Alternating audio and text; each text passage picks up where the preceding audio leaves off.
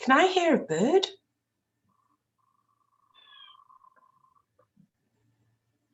Hey, welcome everybody.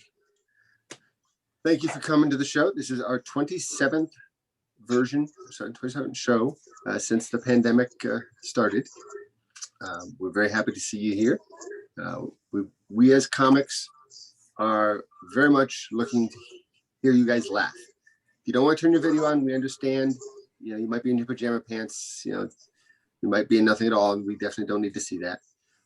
But we do appreciate laughter. So unless you've got a lot of background noise going, we would love it if you would unmute yourself so that we can hear you laugh, or worse, so that we know our jokes didn't hit and don't hear you laugh at all.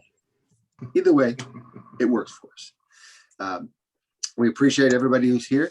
This is a free show and do not feel any obligation, but if you do enjoy the show and you do want to show your appreciation, these are comics who for the last year have had little, if any, opportunity to earn money doing their craft. We have set up two ways that if you want to donate, you can do that. One is paypal.me/BD comedy. And the other, that's a PayPal, and then Cash App, $button down comedy. I will post those in the chat, so and I will mention it later as well. So feel free to look at that later. If you have any questions, please put them in the chat. We'll want to keep the chit chat to a minimum. But like I said, please unmute yourself. If you have to, you know, have a conversation, just mute yourself, have the conversation, then come back and join us. Because you know we're vain. We need that. We need that fix of that humor, of that laugh. You know, otherwise we just, you know, grow old and die. You know, we don't. I've been stuck in quarantine with everybody else, and when quarantine started, did you have that list of things you wanted to accomplish? You know, you have all this extra time, it's free time, right? So, you know, of course, number one on most people's list: eat better and get in shape. I just didn't realize the shape was a pear. Not the shape I was envisioning in my head. Yeah. And I did want to exercise. I really did. I wanted to try yoga. I'd never done yoga. And I didn't have a mat, pandemic, so I wasn't gonna go out and buy one. So I tried it anyways. And yoga without a mat is downward dog on ice.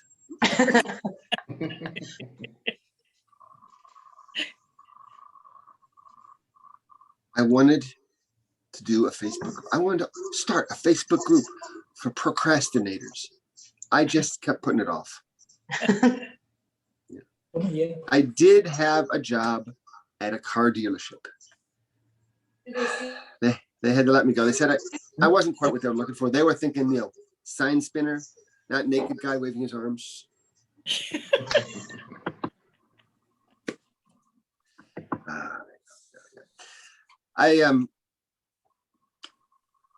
If you have any single guys out there, if you're out there, I want to. How many pillows are on your bed?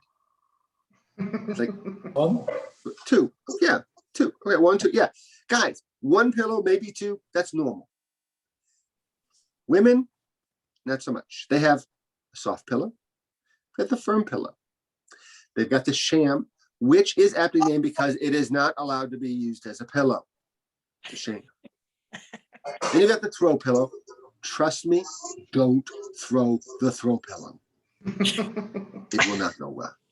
They've got that little cylindrical one. I don't know what the hell its name is, but it's on. And then, of course, they've got the body pillow. And what the body pillow is basically, fuck you, I don't need you, pillow.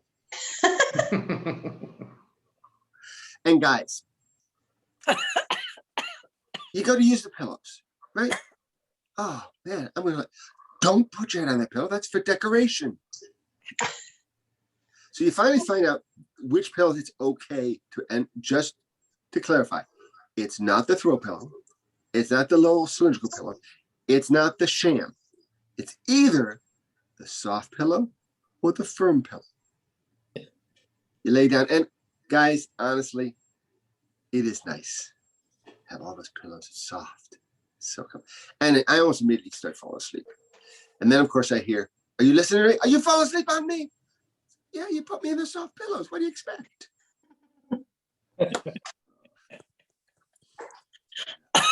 You know, my girlfriend hates it when I use the N-word.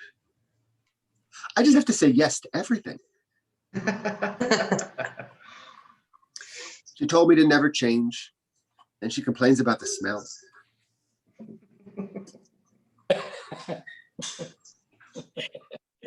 I have to admit, I am starting to kind of see the perspective of the anti-mask people. It does seem like it really infringes on my personal freedoms. And you know what? I've seen it elsewhere. And I just walked into the store, smoking a cigarette, no shoes, no shirt, Zim company, no pants. You know what? Fuck those no shoes, no shirt, no silver signs. My freedom. I can do whatever the hell I want. I was actually in Ohio a few months back during a level 3 snow emergency.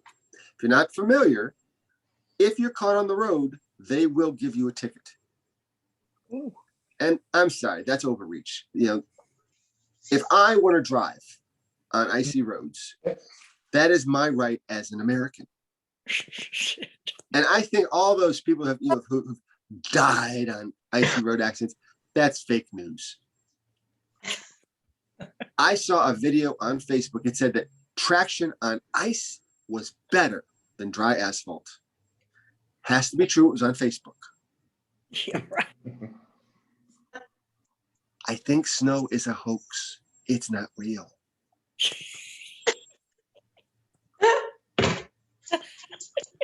The real scary thing is the day I did that joke the first time, the next day there was somebody on Facebook talking about a video they saw that proved that snow wasn't real. They put a snowball in a microwave and it caught fire. And so to demonstrate, they put a snowball in the microwave and got a puddle.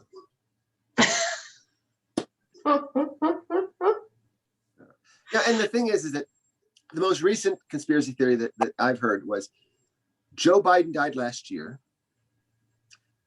Trump has basically been running everything. And in August, he's going to announce that that's been the case. Oh. Is there an expiration date on these things? Because I'm really kind of getting that vibe of, okay, 2 out of 3. Okay, 3 out of 5. Okay, 5 out of 9. 101 out of 200. It's like, come on. They got to stop at some point. They just keep pushing it back.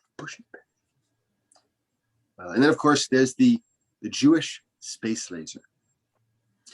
Personally, if I had a space laser, I'd shoot the people talking about my stupid space laser. It's supposed to be a secret. It's in the name.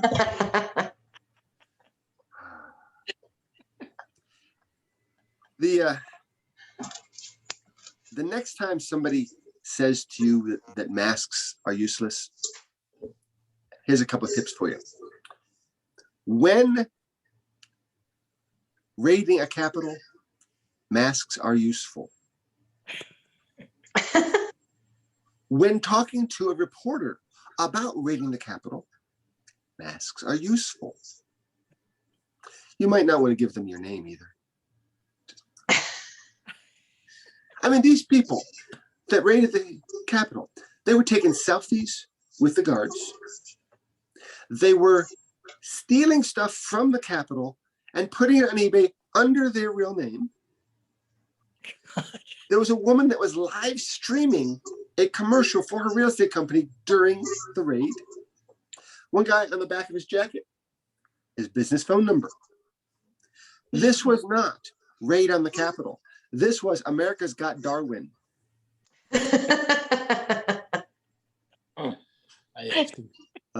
I am looking forward to when this is over. When I can see people's smiling faces. When I can read their expressions. When I can accidentally spit on them when I talk. All right, that is my time. I appreciate your laughs. I appreciate your time, but we're going to get you to some really good comedians. Did Leon ever make it here? No, but we've judged him highly for it. Okay, well, our first comedian is delayed, so hopefully he'll come back and we'll get him later. But right now we're going to go to our second in order, but first in my heart. I met this next comedian on Zoom, doing various Zoom comedy for the last year. She is a funny and sweet and wonderful person. And please, I want a large, big round of applause for Lucy Orchard. Thank you, Zoom people. You're real, aren't you? You're real.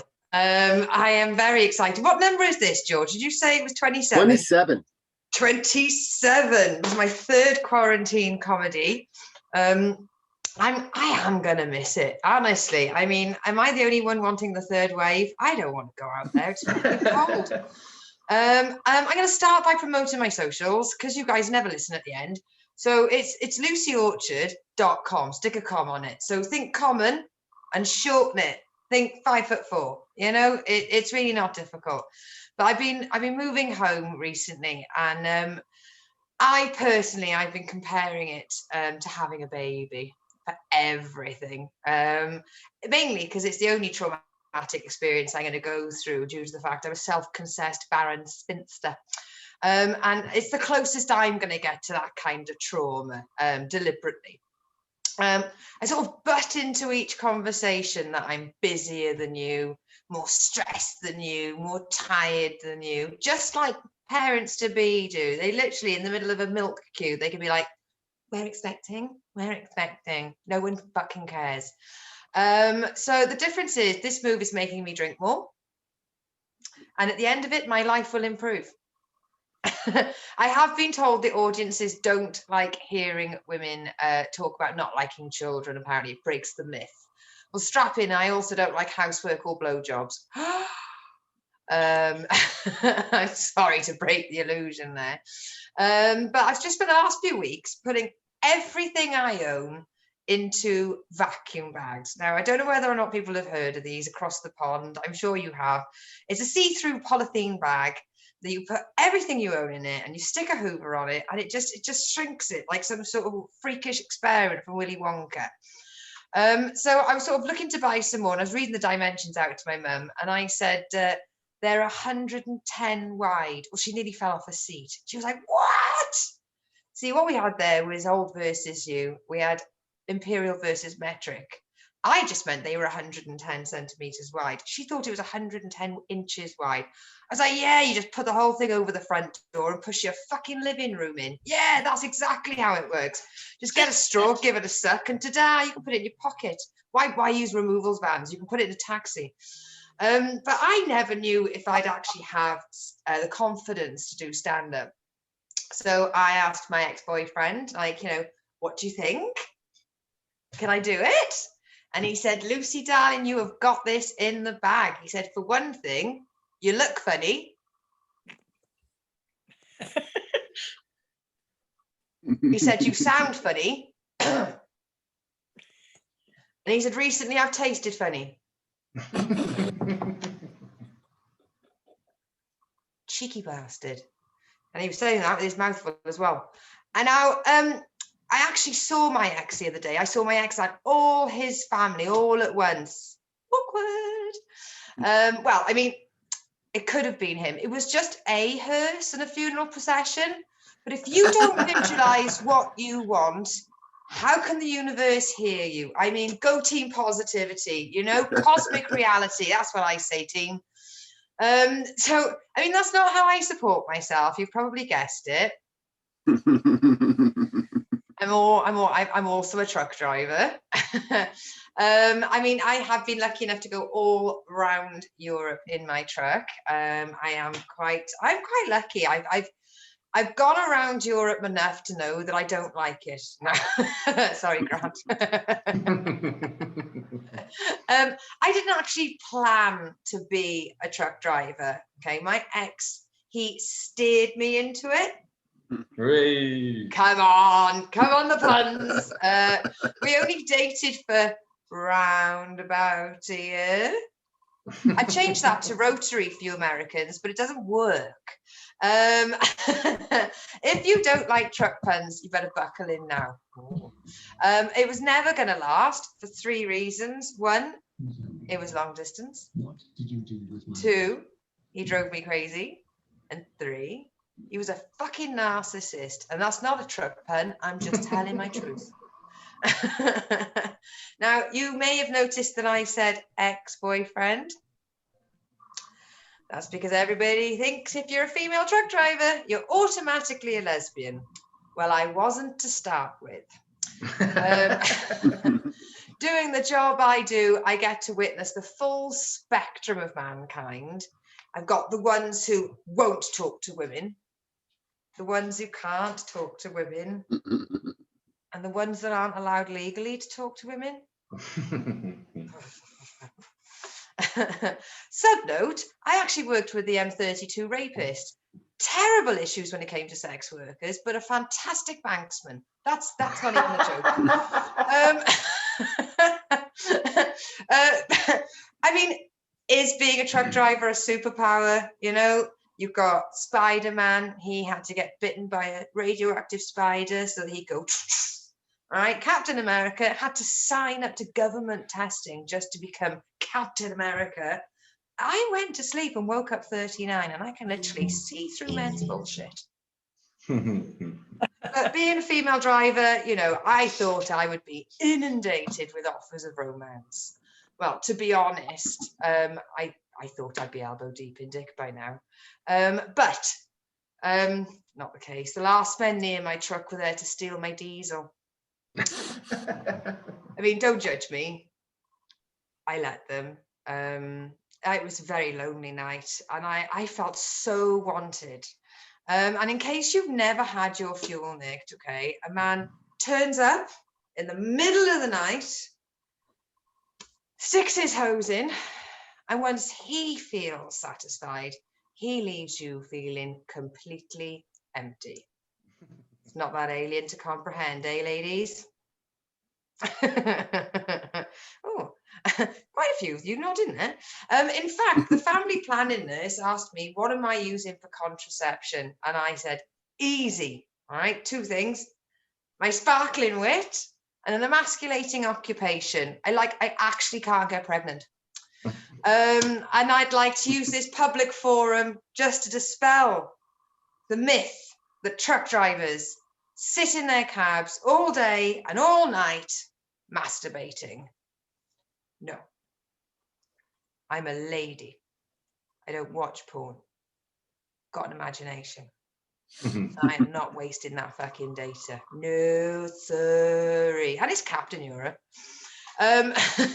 Last year, I was actually voted best female truck driver. Last year, fucking ignore the year. 2019, I was voted the best truck driver in the events industry in the entirety of Europe. Come on, come on, unmute yourself. Give me a round of applause.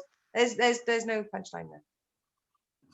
No, there's no punchline there. I have this in my car everywhere I go. I take this into the post office to collect my parcels. Me? You needed a form of ID? Do you mean it needed to be photo? There wasn't actually an award ceremony last year because of the coronavirus, and all I heard them say was undisputed two-time winner. If they wanted to beat me, they should have had the awards. But no matter where I go, the place I want to return to is my little village in Devon. It is like living in a mixture of Midsummer Murder, Cabot Cove, and Twin Peaks all at once. You know, there's no police, and it's beautiful. So about all you townies out there, doesn't matter where you are, you've got your Grubhub, DoorDash, Uber Eats, Deliveroos. You can get bloody fast food delivered to your house 24 hours a day. I bet you can have it delivered to your bloody bed if you wanted to. See, what we got in our village is a little postcard in our convenience store which says which day the fish and chip van comes to the parking lot. Like, oh. Really is like a 1970s picture of Britain. That's where we are in Devon. And now you can, you know, if you're a bit tech savvy, what most of our people in the village do is they get their grandchildren to send a text. And it means you haven't got to sit on your own in the dark, in your car, in a parking lot, waiting for your order. Now, we may not have 3G and we may not have buses, and Ubers are an urban myth, literally. But we are not sitting in a car park like a bunch of doggers, because that's Friday. Oh, fuck, I keep double bicking my gigs. Now, at this point, you are all going to reach for your phone and you're going to Google doggers. Now, if you put your cameras on at this point, I will be able to tell exactly when and where which parts of the comedy you will find out what dogging means. And there's not really an American term for it. I think the closest you would get to it is public sex, which is about as sexy as getting down and dirty and going, shall I adorn the prophylactic? No. That is the opposite of dogging. Dogging just means you're getting your johns off in a Vauxhall with somebody else watching. You have Vauxhalls, right? You may not have dogging. Now, what if there was a crime spree in my village? What if it was Cabot Cove or Twin Peaks, you know? Well, I have done thousands and thousands of hours of crime drama. I've watched NCIS, CSI, SVU. They're the fucking acronym. I want to be there. And like, you know, first thing I do is get my toolkit out, collect all my fingerprints. And then I'd actually volunteer to do the autopsy. I'd crack the chest. I'd get the stomach contents out. I'd even weigh your liver. Way! I'm very aware of how I come across, everyone, and I'm very happy with it. But don't worry, I'm in isolation. Also, I can't reach through the camera, and I don't know your addresses. But could I get away with murder? I mean, look where I live. I mean, I'd bury you on the moors, and nobody would ever find you. I'm only kidding. I'm way too lazy to dig a bloody hole. I mean, seriously, a dog walker would find you whilst you're still on liver temp. If you get that joke, I see you, my peeps. I see you. The one thing though, where I do live, you know, it is a chocolate box little vision of Iddle, but everyone's so fucking miserable. I mean, we have been socially distanced since 1087. Right? It's described as grumpy in the Doomsday Book. I saw a Girl Scout selling cookies and get tasered. All right, the place isn't too bad. There's no traffic. There's just the sound of dogs woofing away and the sound of children playing. And I fucking hate dogs and the sound of children as enjoyable as a third week of a UTI. Burn, literally. Do you know, I never know if anyone from my village watches my stand-up. Well, I'll find out if there's a fucking red cross painted on my door by the time I get back to the house. But no, I'm not nasty to kids. It's not their fault they exist. It's their parents. And I used to be a teacher, and I can play with kids. I can stop them crying. If the parents aren't watching, I can make them cry. But I'm less magnificent and more maleficent. And they go, "Oh, Lucy, you're so great with kids. You should have some." Yes, I'm great with children, but I'm even better with birth control. And I'm much better with my disposable income. I've had the light, so I won't keep going, but I didn't realize how much fucking information I'd written down today. But I've checked. Please don't worry about me. I've checked. Oh, I can keep going? Okay. But can I just say, people have stopped mentioning kids to me as I get older. It's like the comments get less as my viable eggs get less. But today I've had the text that says I can have the jab. I mean, it made no sense who was getting it, when was getting it. You know, like all my friends on Facebook that are younger than me with no preceding health and conditions have had it. And all I have to do to go get it is travel 30 miles away. There's a test centre 10 minutes away, but I've got to go 30 miles away. And the place they want me to go is actually like 30 years back in time. Like the further you go into the moors, the older time begins. And it's like you cross the border, the radio starts playing Phil Collins. You get breaking news that Nelson Mandela has just been freed. So I'm going to get my scrunchie on and my leg warmers and go get pricked. I've actually done a couple of COVID tests, and it turns out that I do have a gag reflex for anything over 6 inches. So if my exes are watching, none of you have been over 6 inches. I have not gagged once in 39 years. But I want to say thank you very much for putting up with me and laughing. Even the guys at home watching or watching again, don't forget this is available on Catch Up. I've checked the symptoms list. Tasting funny is fine. It was just a terrible case of a yeast infection. And on that note, I'm passing you back to our host, George Wagner.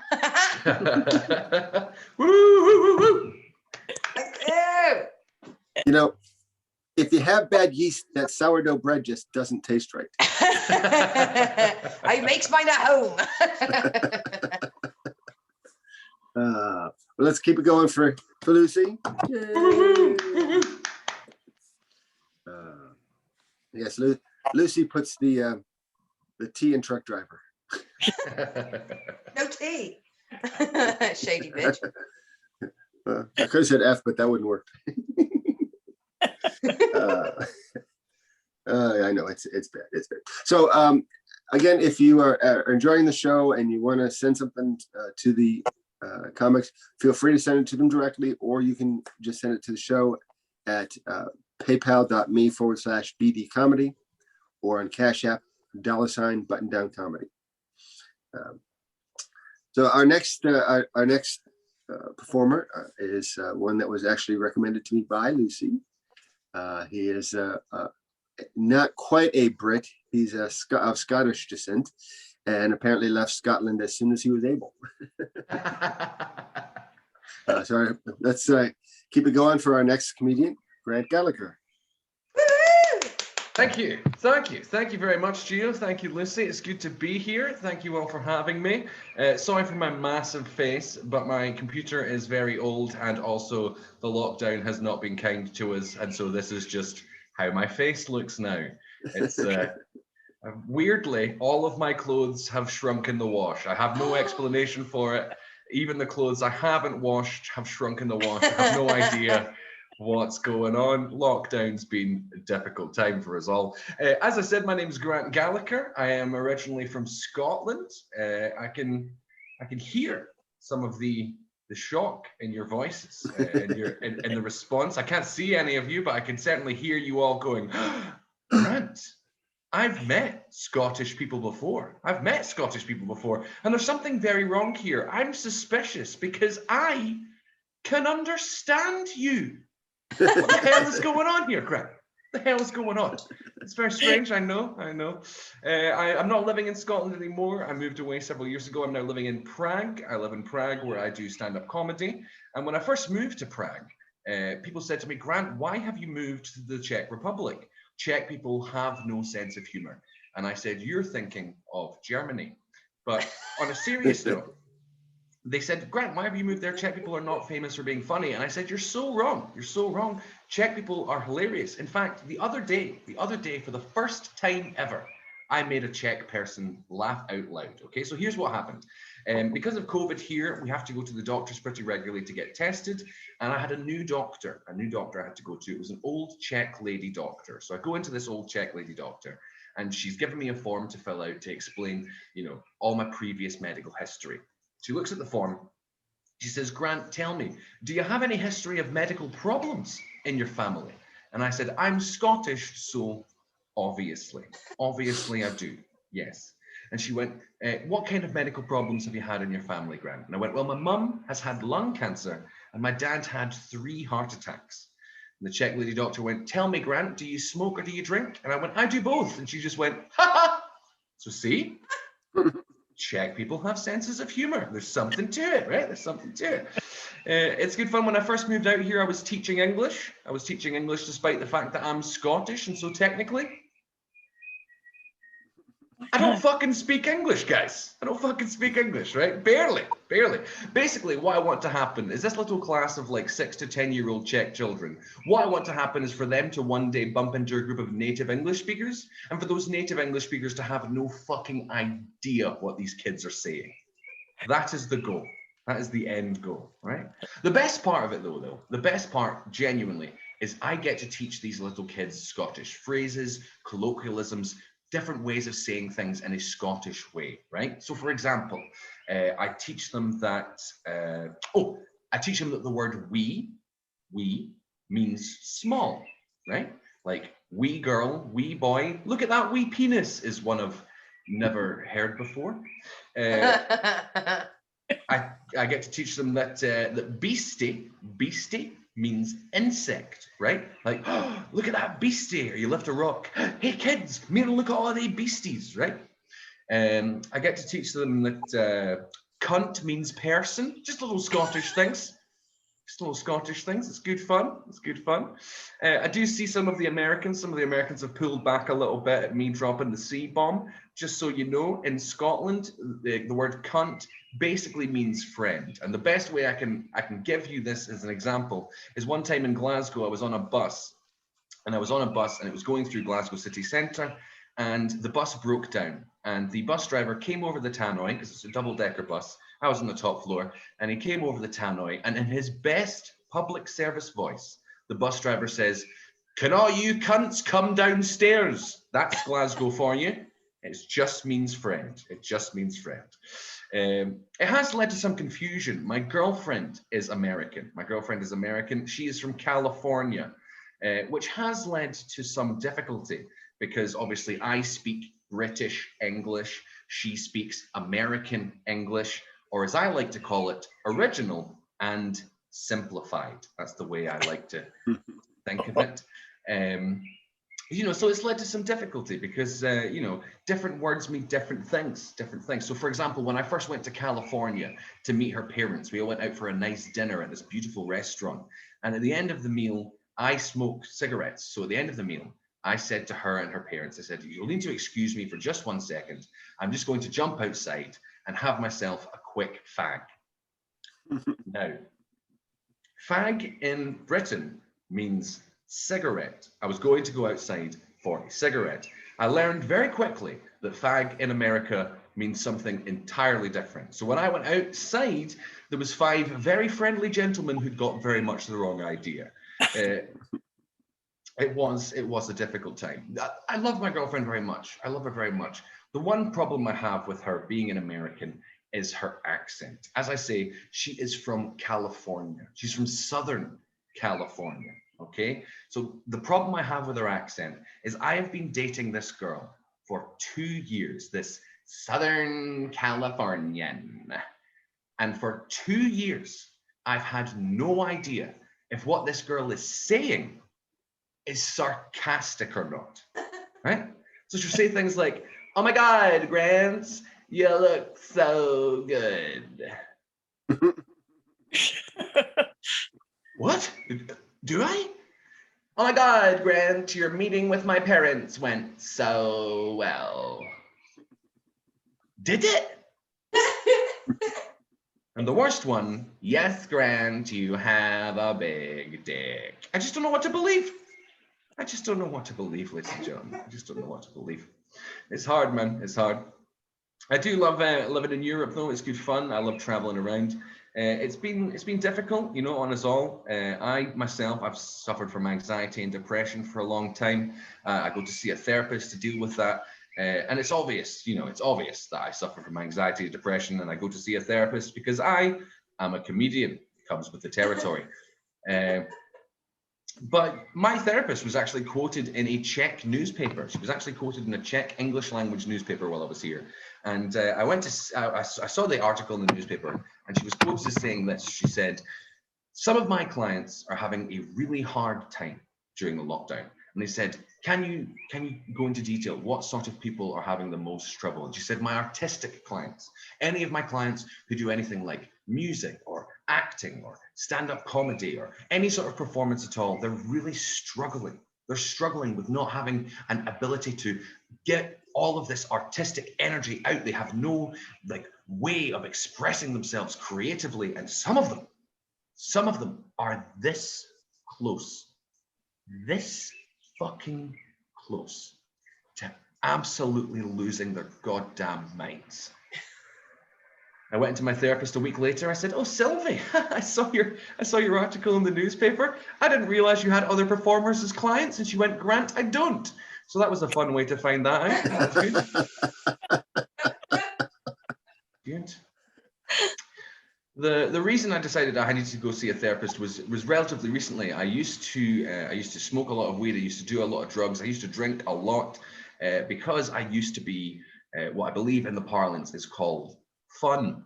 And since then, I've had to really slow down on all those sort of things. And the reason I figured out that I was having to stop that was because I started to get very paranoid. Started having all these like intrusive thoughts coming in and thinking, you know, everyone was out to get me, and there was all sort of, you know, everybody was laughing at me, which is not the best type of hallucinations for a comedian to have. And I eventually found out that the thing that I was suffering from is a thing called abandonment issues. And basically, for those of you who don't know what abandonment issues are a thing where you think that everybody that you love and you care about, and that your friends and your family, you think they all don't like you, and they don't want to be near you, and they want to actually get as far away from you as possible. You're afraid of being abandoned. And so eventually, things got so bad that I decided I was going to have to go see my therapist, Sylvie.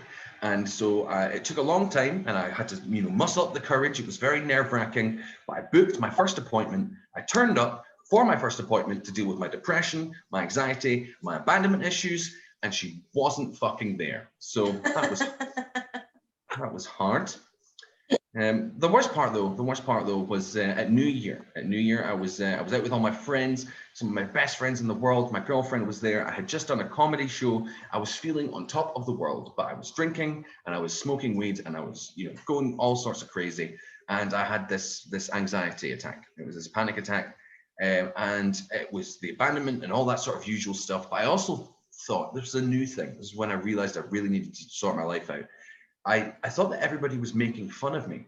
Everybody was making fun of me, but they were making fun of me in a way that I couldn't figure out. It was like they were talking in code. It was like they were talking in some sort of way where everyone was in on the joke except for me. So imagine you're me, right? You've just come off of this fantastic show. It's all your friends and your girlfriend and all these people you love and care about. And you're sitting there and in your head, you're going, they're talking about me.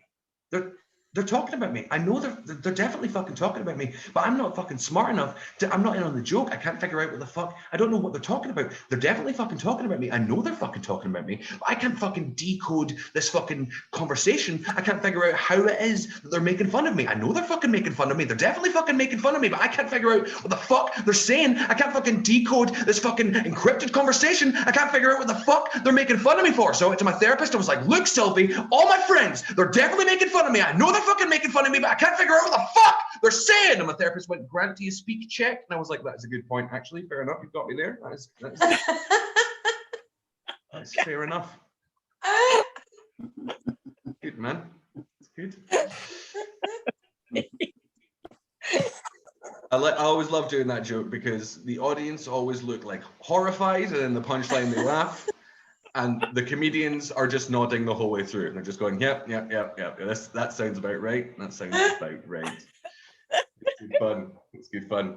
Yeah, no, I've been doing comedy for a long time. I absolutely love it. I used to have some terrible jobs. Oh my God, I used to have some terrible jobs. And when I was doing some of my old jobs, I very quickly realized that there is a difference between doing a comedy job and the other sorts of jobs that I was doing. I used to be mostly public serving jobs, you know, bartending, working in cafes, working in shops, that type of thing. And the moment that I realized that I really needed to just focus on comedy was one day I was working in a cafe.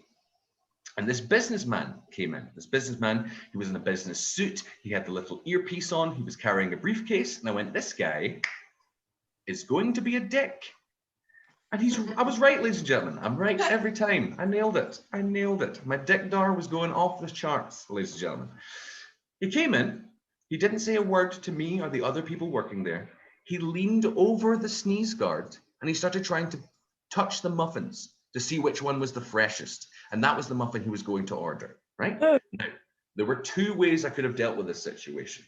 The first would have been professionally as the customer service agent. But by this point, I've been doing comedy for so long that the comedian side of me just took over. I had no control. It was like an out-of-body experience. I went over, I slapped the guy's hand out the way. I went, hey, buddy, hey, what the hell do you think you're doing? You're not a 16-year-old at a high school disco. You can't just come in here and finger whatever you like. So naturally, I don't work there anymore. That's quite fun.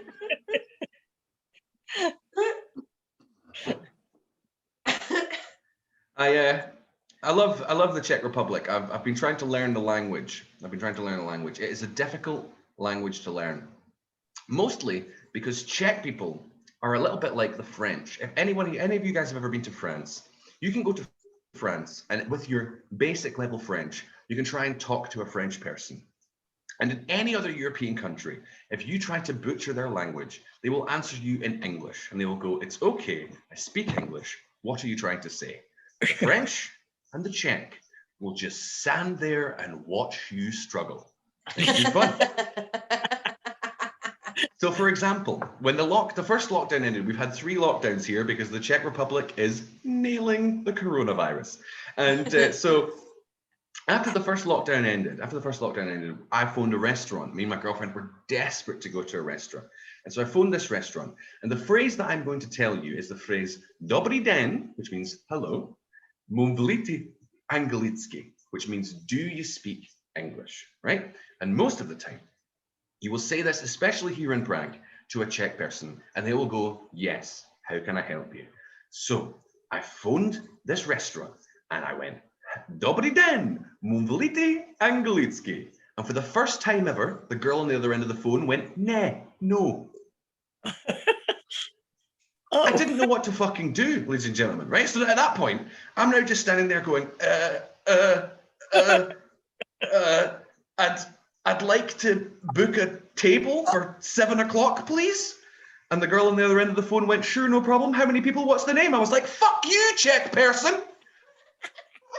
Fuck you in particular." The best example I can give of this, though, is I've been really trying to learn Czech, okay? It's a difficult language. I've been trying to learn it. I want to be able to interact with people in shops.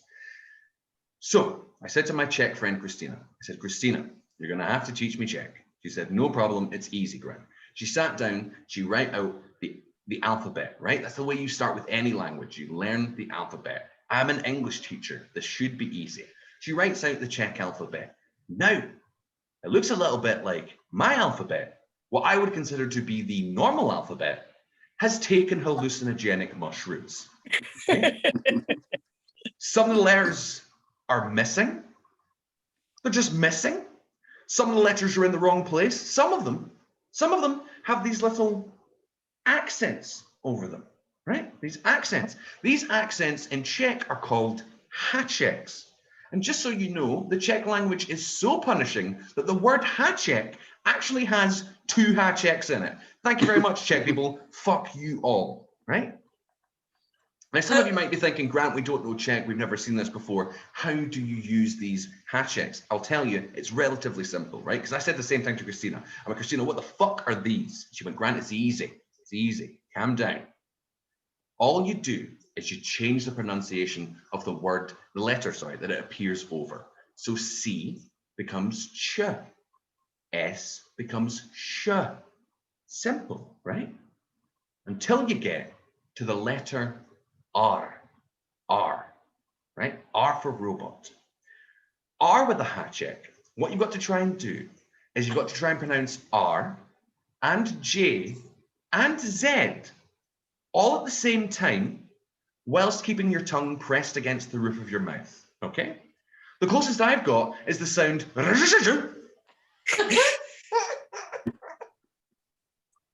Sounds like I'm a Japanese person trying to say something offensive, okay? People are going to be walking around Prague going, "Have you seen the Scottish samurai?" I don't know what's going on there, but it feels racist, doesn't it? It feels racist. And Czech people are going to be going, "This is the Czech Republic. No one cares. No one cares." So the best example I can give you of this is the town I work in, and I'll finish on this. The town I work in is a place called Žitka, which is spelt R with a háček, I-T-K-A. Žitka, right? Žitka. That was a very good impersonation, sir. Yes, you almost got it. Imagine that you said that, but whilst you were having a stroke, you'd almost be there. All right, that's basically how you pronounce it. And so it's Žitka. And so I get onto the bus every day to go to my school where I teach, and I say to the bus driver, "Dobry den, hello." Jitka, the name of the town. Prosim, please. And every day, this bus driver looks at me like he fucking hates me. Hates me. And I couldn't figure out what was going on, right? I was trying my best to check. I went into my boss, Helena, who was Czech. I said, Helena, am I saying this right? Jitka. And Helena burst out laughing, right? She is doubled over. She is crying. She went away. She got the other Czech women that work at the school. She brought them back. She made me say it again. They all started laughing, right? What it turns out, Jitka literally means, if you don't pronounce R with the Hachek properly, is the phrase little arses, little asses, or little asses for the Americans. So picture, if you will, my dear audience, I've been getting on this bus every day for 2 years. Oh, And no. I've been saying to the bus driver, good day, take me to the little arses. Please. No wonder this bus driver fucking hates me, ladies and gentlemen. This is another country I'm going to have to leave. It's not fun, guys. It is not fun. It is not fun. Anyway, guys, that has been my time. It's been absolutely fantastic to do some comedy for you. Thank you so much. On a serious note, thank you so much for all of you for supporting live comedy, for watching shows. Without you guys watching shows like this one, my therapist bills would be considerably higher. So I thank you all from the bottom of my heart for allowing us to do this. It's been a genuine pleasure. If you've liked my stuff, you can find me on Twitter at Grant_Gallacher. You can find me on Instagram at the Grantichrist. And and I have a podcast. I have a podcast which is about my adventures around Europe. It's a political podcast with a bunch of comedians. It's called Making Europe Grants Again. Thank Let's you keep it closer, right? to people. I thought that was clever too. Let's keep going for Grant. Woo, woo, woo. You know, Grant, before the quarantine, I had abandonment issues too. But after the quarantine, I just want them all to leave.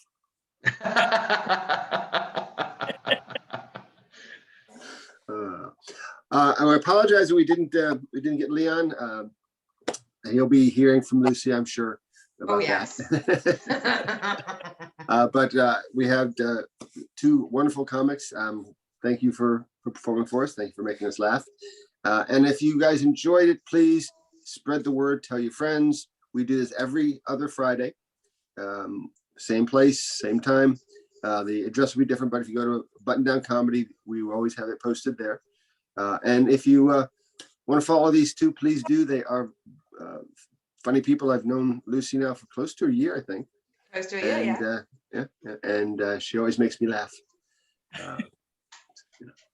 And Grant, I just got to meet, and I look forward to seeing more of him.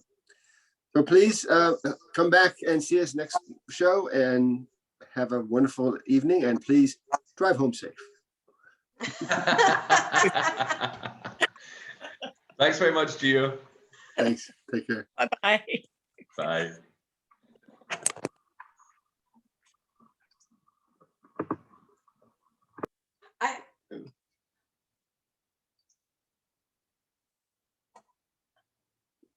Thank you so much, George.